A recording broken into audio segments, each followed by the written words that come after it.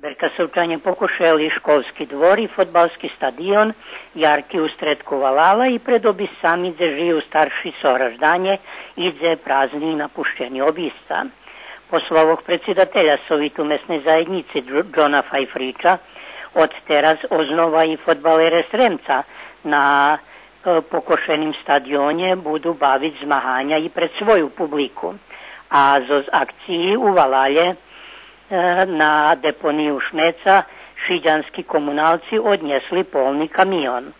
Akcija ušorenja Valala tirvala od 10 po 15 hodini.